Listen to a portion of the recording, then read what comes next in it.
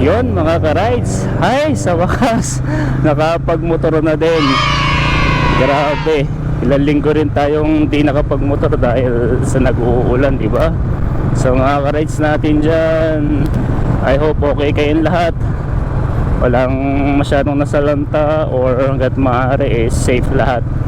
Anyway, today na-excite ako no? Actually na-excite talaga ako magmotor and mag-vlog ulit.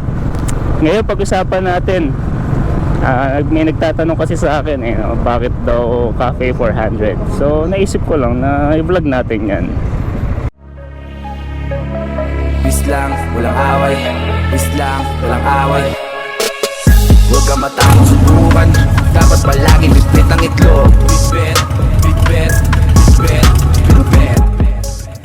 Meron talaga kasi akong tatlong dahilan kung bakit Cafe 400 ang pinili ko. Mabilis lang itong usapan na itong mga ka-rides. Wala nang paligoy-ligoy pa. Unang-una, ito ang pinaka murang big bike na mabibili mo sa merkadong sa ngayon.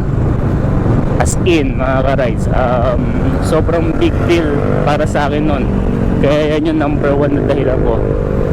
Pinakamura, makakabili ako ng big bike sa murang halaga, diba? Hindi masyadong mahirap sa bulsa. Alam mo yon, hindi naman sa sobrang mura, pero at least kaya may raos kesa do sa mga ibang brand.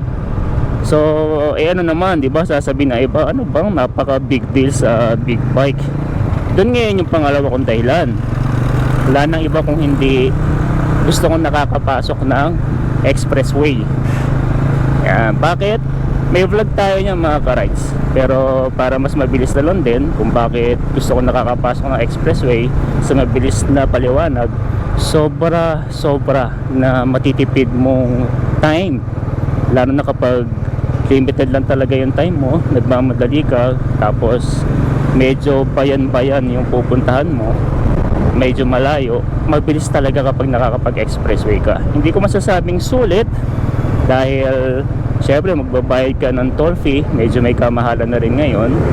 So pagdating sa gastos, hindi siya sulit.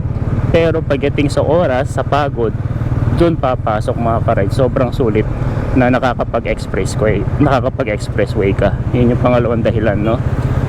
Ay, umuulan na ulit. Ano ba yan? Mapatak-patak na siya. Anyway, yung pangatlong dahilan mga ka-rides, sa lahat naman ng big bike, actually kahit hindi sa big bike, kahit ikumpara mo sa ibang 150cc na medyo modern na yung features, ito yung kumbaga easy to maintain.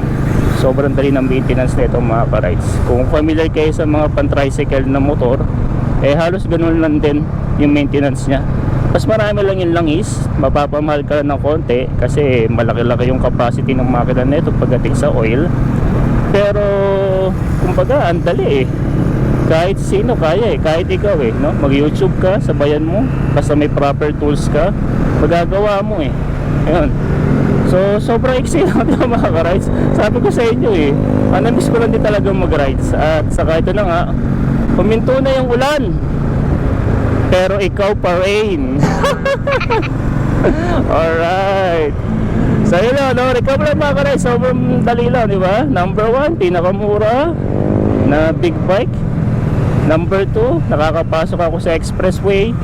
And number 3, madali lang yung maintenance nya. Yun lang talaga yung top 3 na reason ko. The rest siguro ano na lang yun hindi siya yung major reason ko na kung bakit ko siya binili. Like yung forma niya, kasi talaga naman sa forma hindi naman ako masyado na-amaze sa kanya no? Iba na-amaze, ako hindi masyado. Kaya malamang gagastos tayo dito pag may panggastos para may upgrade yung looks niya. Ayun, sa pagtipid, sa tipid naman sa gasolina, wala. Dito mo tipid, no, uy. 400cc to, boy. Medyo malakas din. At lumalakas na rin yung patak ng ulan.